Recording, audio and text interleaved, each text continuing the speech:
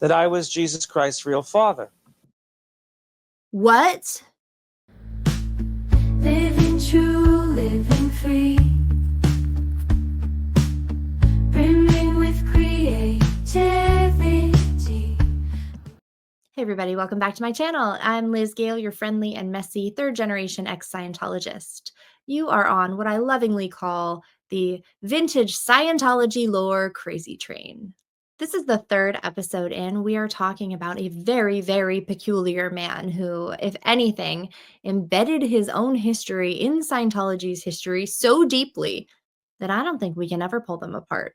If you've seen my previous two episodes on this, I give a lot of context and history on Steven Fishman and how he got into the hot seat of this interview. But for those of you who are just joining, I will give you the cliff notes. In the 80s, Steven Fishman got nailed by the feds for stock and financial crimes. Ultimately, he ended up being found guilty and serving time for this. However, his lawyers crafted a pretty interesting narrative in defense to try and get him off. They claimed that he was brainwashed by Scientology, and Scientology had made him do it.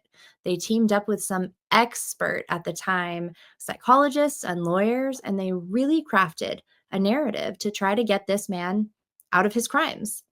It's due to Steven Fishman's trial, interaction, him suing Scientology, Scientology suing him, that we even know what is on some of the top confidential Scientology levels. If you're unfamiliar with Scientology, well, for one, you're probably too far. You're too far down the rabbit hole. I can't vouch for what's going to happen down here. Sorry. But other than that, I can tell you that Scientology started out as a mental health, self-help type practice. And over the years, it was morphed into a religion. A fundamental part of the religion, if you want to call it that, of Scientology is the bridge to total freedom. Nobody knows why it's a bridge because it doesn't actually go like this. It's linear. It just starts and goes up to the top. It should be a ladder, but nevertheless, it is called the bridge to total freedom. At the very, very bottom of the bridge are the introductory service courses. This is when you're going to take a personality test. You're going to walk in off the street and you're going to pay 50, 75 bucks to some basic common sense crapola. But as you get higher and higher up the chart, things are going to become more expensive, more confidential. You're going to be asked to incrementally give more and more of yourself and hold things in confidence. You are going to have more and more courses to pay for, and it will become exponentially expensive. As you increase and you get to the higher levels, you have to be invited and you have to do eligibility, which means subjecting yourself to interrogation on a lie detector and often giving huge sums of money. Sometimes when you don't have the money, they will set up loans for you or help you extend the credit line on your credit card. But again, stories for another day. If you're curious, go ahead and Google Scientology Chase Wave, and you'll see why Chase Bank won't even do business with them anymore.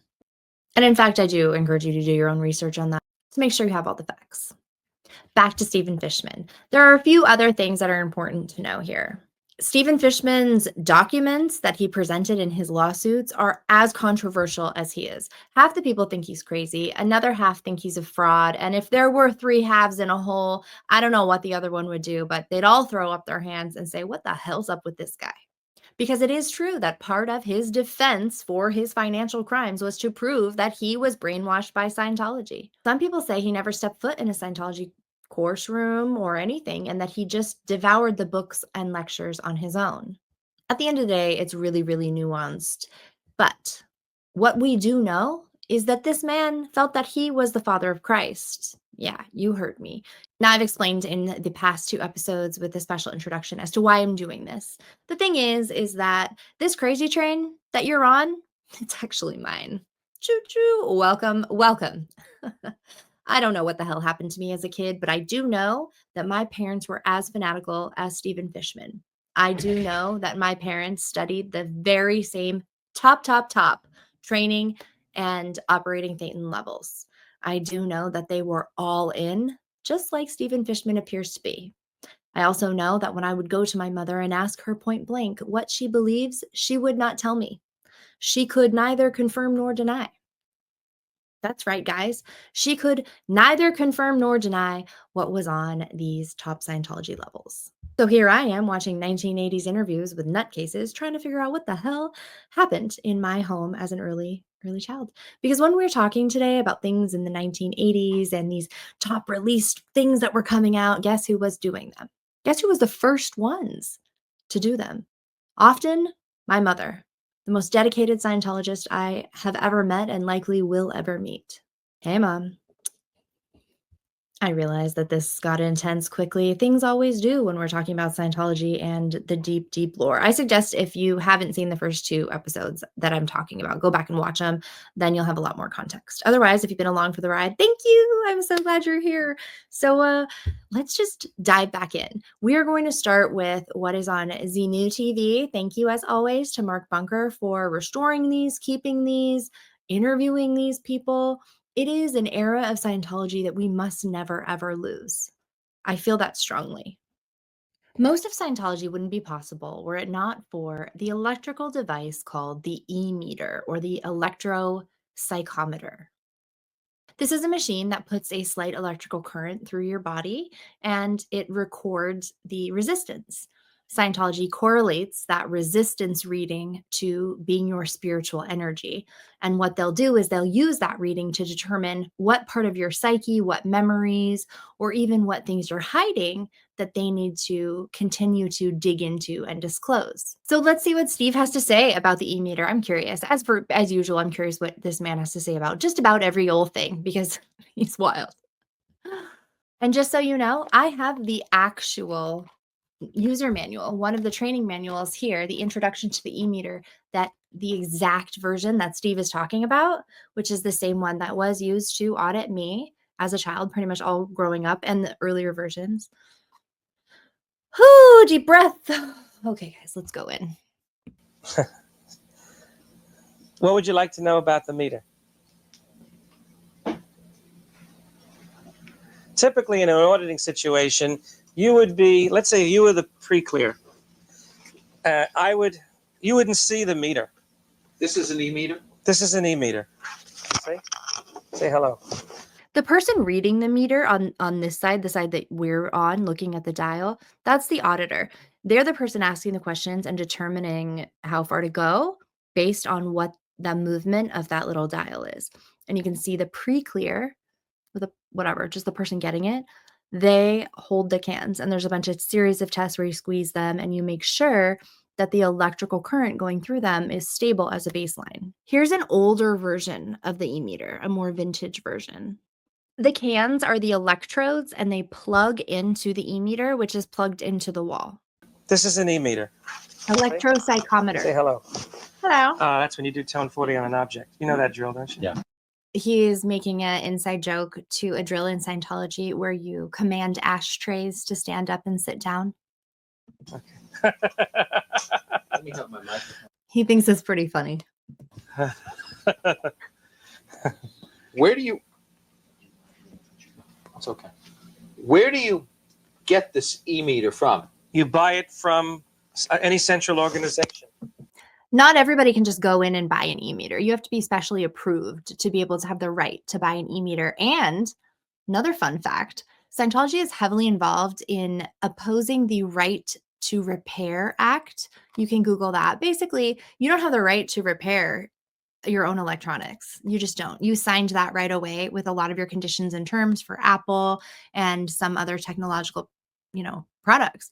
You don't have a right to set up a shop to just fix Apple products if you don't have a license. And it's similar for Scientology, and they fight very hard to keep that right.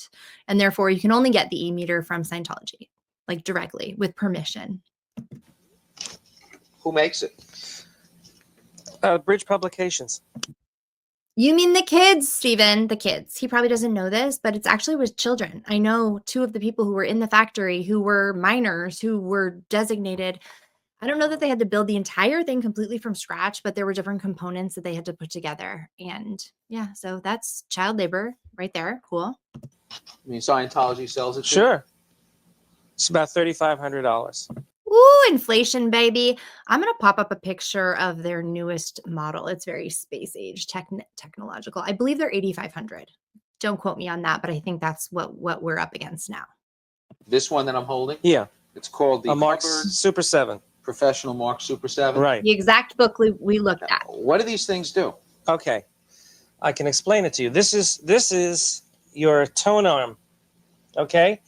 This is the most important dial on the meter because it indicates whether a process is flattened or whether it has to be audited out until you get a phenomena where you go on to the next process. Woo, that was a lot of big words. He was quoting the Scientology scriptures pretty much there. So what he's saying is that that tone arm, using that dial, tells us when somebody's done, right? When the resistance, the spiritual energy resistance that they had to the question, the memory, the idea, the belief, once that resistance has dissipated, right? It's like one step closer to Zen situation. So here's an actual picture of the E-meter.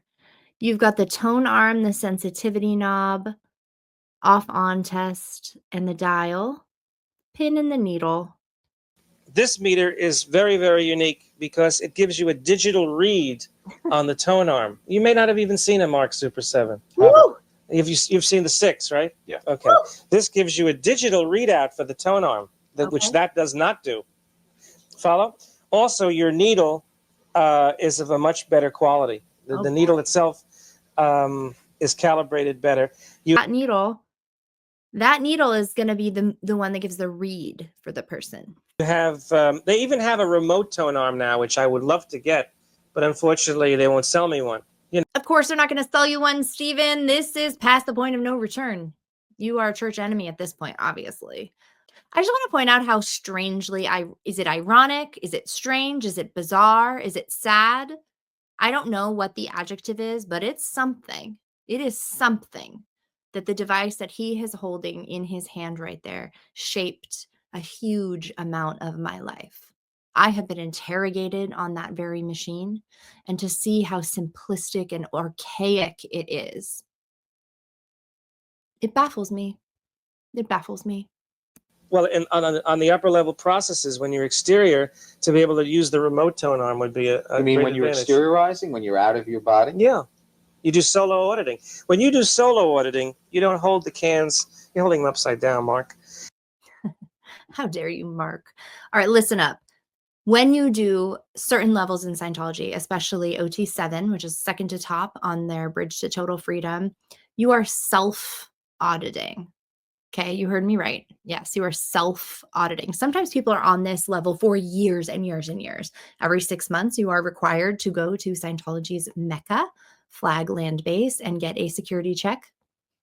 Yep, you're going to be interrogated and on the meter, all kinds of stuff. Anyway, but your job then at that point when you audit yourself, he'll show you, I bet. He's about to do it. You hold in one hand and write in another.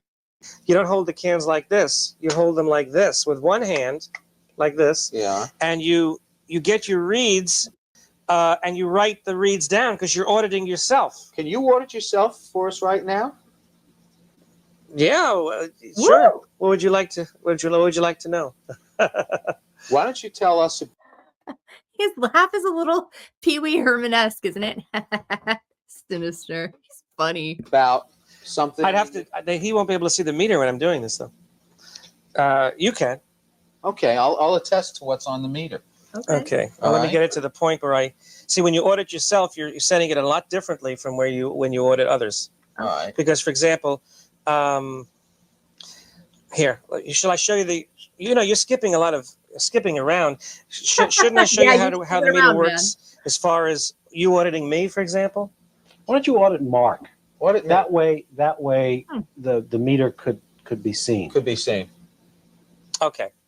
I will hold the cans. like this. All Let me right. just Mark get has a everything ring set up on. here. Hold on a second. No Hold one it. told No, him not to like take that. it off. Each can, one can in one hand. Don't squeeze them too hard. Just a gentle squeeze. Won't work with a ring on, will it?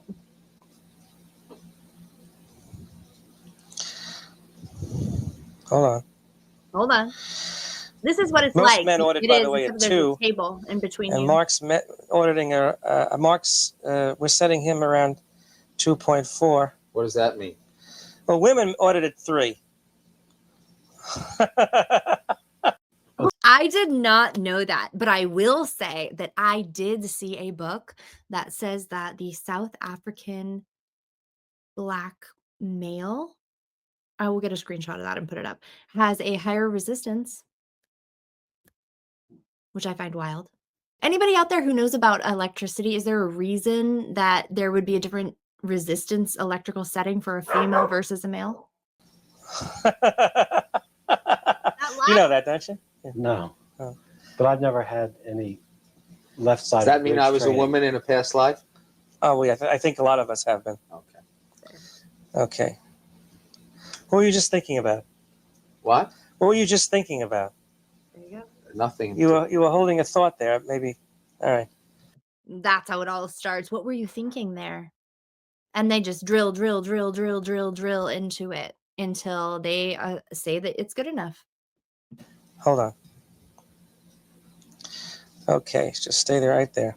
Okay. Just Now, be very be still. careful. Don't ask him anything too embarrassing. Hard for children. Because these I'll ask sessions you will go an on easy for question. hours. Have you ever lived before? I don't know. He's telling the truth. It fell. Anybody ever says to me again that Scientologists don't view this device as a lie detector, or at least with the ability to tell truth from falsity, then they can suck it. The meter fell. In other words, I can show you. It went all the way to the right when he asked the question. Scientology training involves learning about the movements of the needle actions. For example, there's different terms, null and stuck. Those are two different ways the needle can be. There's the fall, which can be short or long. And of course, the rock slam, where the needle is bouncing all around. That's bad. That means that the person has evil purposes. Like, you get in trouble for that. If you're a rock slammer, it's bad. There's the stage 4. And of course, the undesired result, the floating needle. We really want to get into the weeds here. I will tell you that this book has since been rewritten, and the definition of the floating needle changed just ever so slightly technically, and it caused a whole wave of people to leave Scientology, and it's like a whole controversy for old timers. Do you consider yourself to be a competent attorney? Absolutely. Good. Very well done.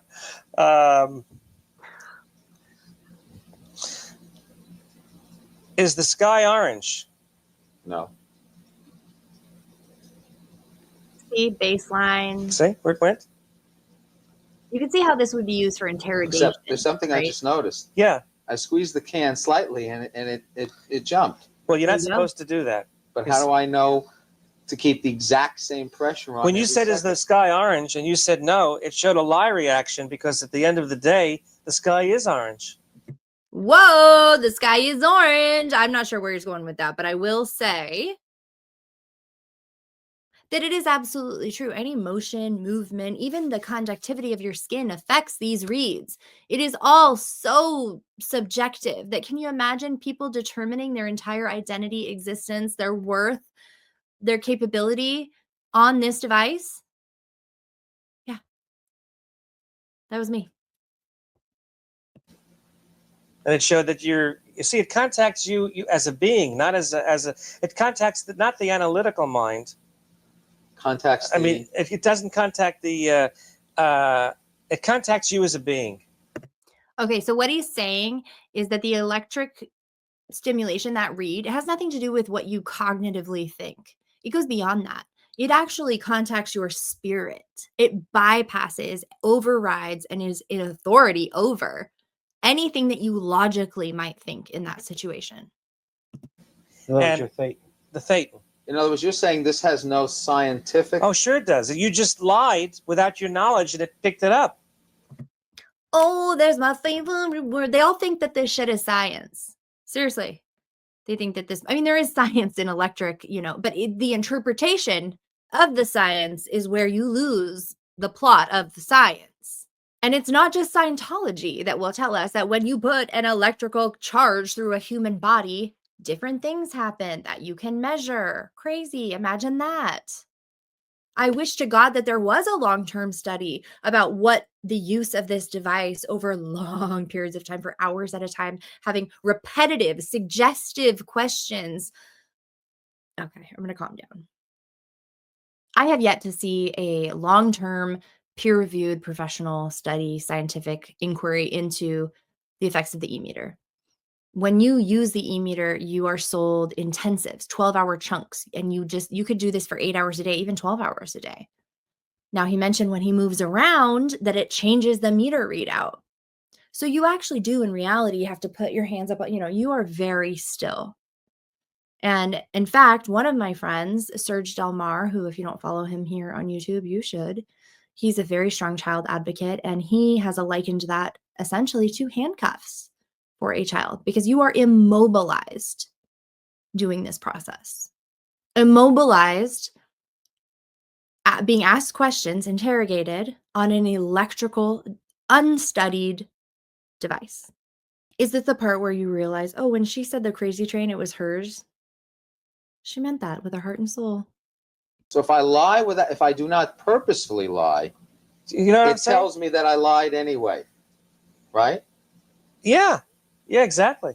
So if my subconscious knows that I lied, It'll indicate it just like it did just now. but you said it's not the subconscious. Well, it's the thetan. It's The thetan. You as a being Okay. always knows what's real. Well, can I ask you a question? Yeah. Has it ever been explained to you in Scientology through your studies exactly how this works scientifically?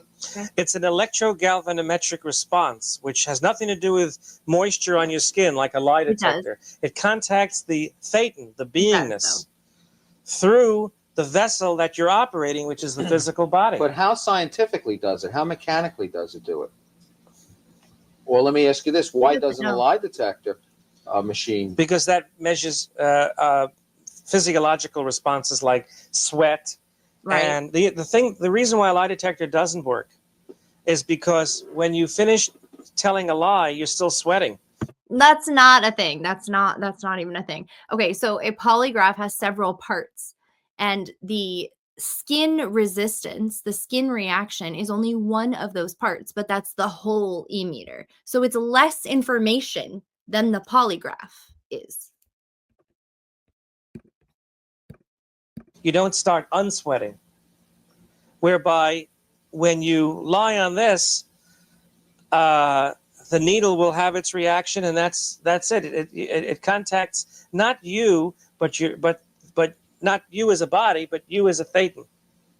That's why they call it a Not religious the device. conscious level you. So the way you find things out in Scientology is you get hooked up to this, you hold these two I cans, hold the cans, and somebody asks you questions. or I would audit myself. I can do solo auditing. I mean, And that's how you find out about your past lives? Oh yeah. You get reads. And here we have another fundamental belief in Scientology. I am telling you, this shapes your identity, because this device is what gives us the feedback as to our past lives. I myself have attested on this meter to a variety of things in past lives, usually all regarding having red hair. So that became a huge part of my identity, which is actually kind of a little special thing in Scientology, since the founder, L. Ron Hubbard, had red hair. So from these cans and this machine, you found out about the experience you had with milk? Everything. And Being the milk. poisoned by milk?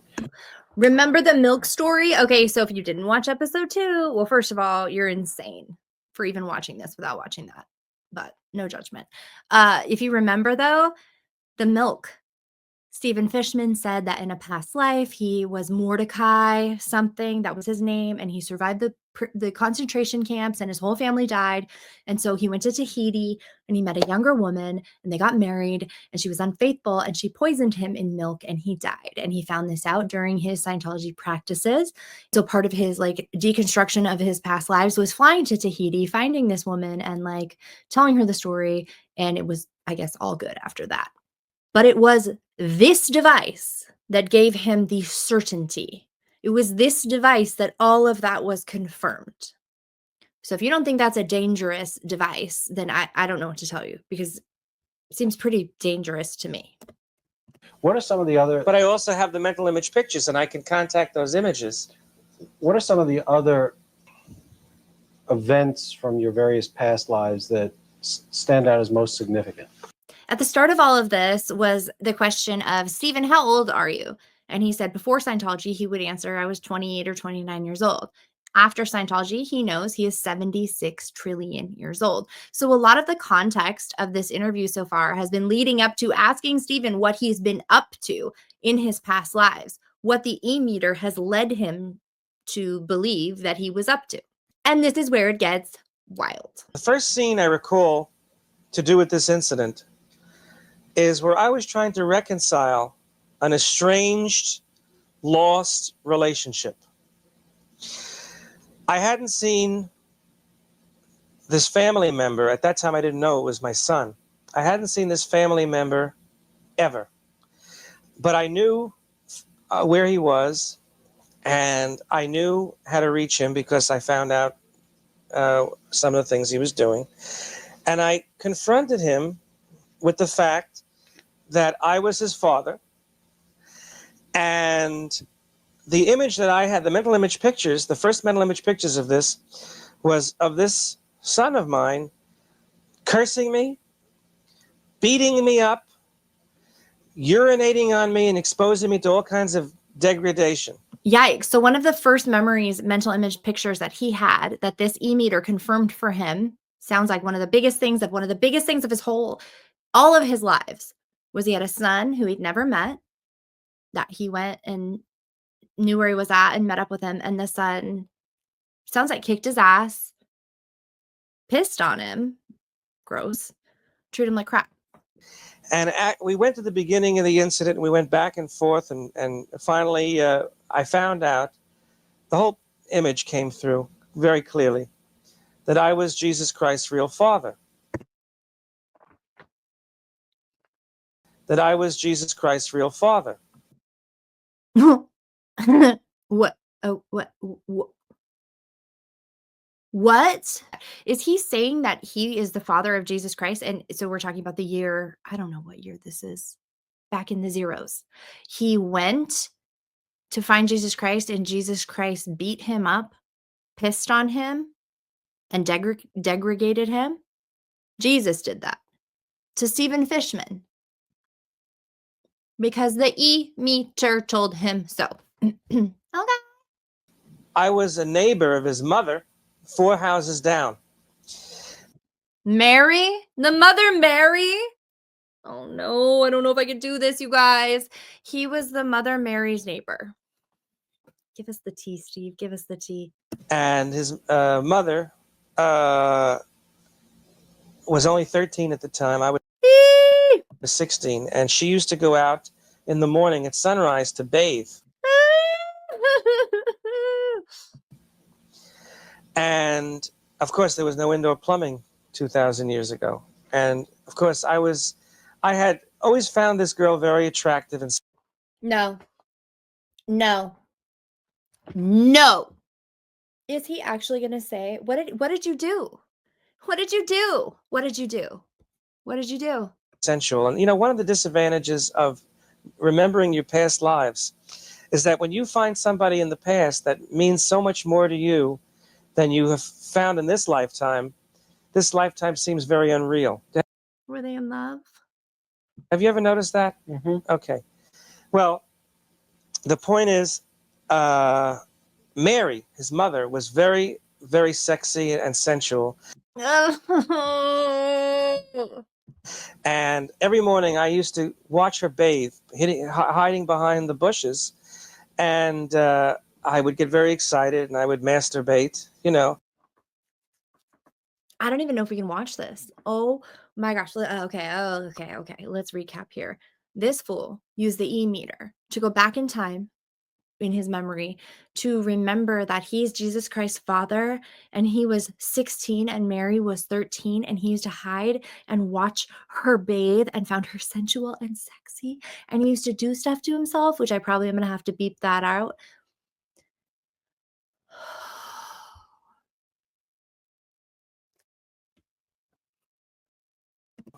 And this went on for like months, 7 months or so. And of course, eventually she caught me, doing this, and there was a big flap over that.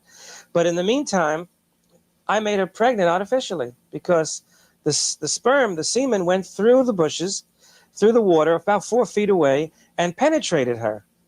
And when she found out she was pregnant, they had a doctor who examined her and to see whether she had been whether she had sexual intercourse, because that would have been grounds for a stoning. you know, and they found out that she was intact. Her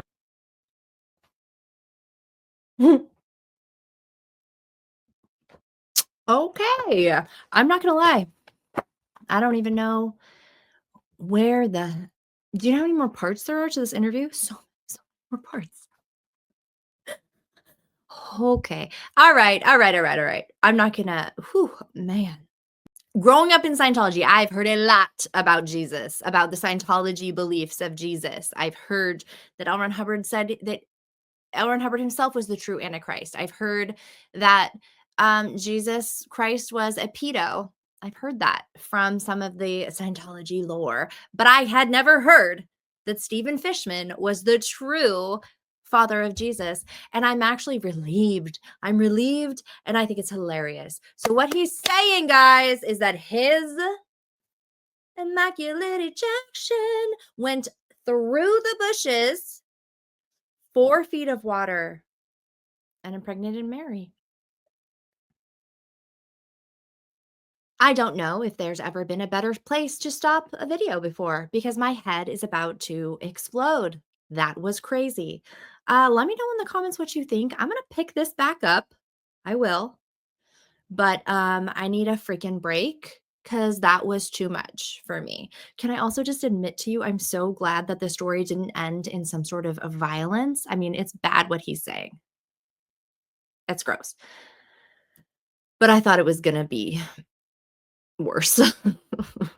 So, all right. Well, there you have it. A little bit more of a peek into what it was like to be a hardcore Scientologist or grow up as a hardcore Scientologist, and some of the true power that the E-meter actually does wield, and how little people talk about it, how little it's researched, how little it's studied, and how honestly little it is understood. But Steve and I, we get it. We get it. I cannot wait to hear all the tales of the things that Stephen has been up to the last 76 trillion years in all of his lifetimes. I'm not going to read all of his writings because they're hard to read. And I wasn't joking when I said that book was confirmed as being about hookers and poop a lot. But I still want to know what he has to say. So moving forward, I guess we'll see what good old Jesus baby daddy's up to in the future. All right, bye everybody. Leave me comments, and yeah, if you want to support me, you can prepay for my therapy sessions that you know damn well I need by PayPaling me. No, I'm just kidding. I'll see you guys later. Bye. She knows herself, she finds her way. Through art and joy, she shapes each day, crafting beauty from the past, healing wounds, peace at last. With each move, she finds her voice in art light.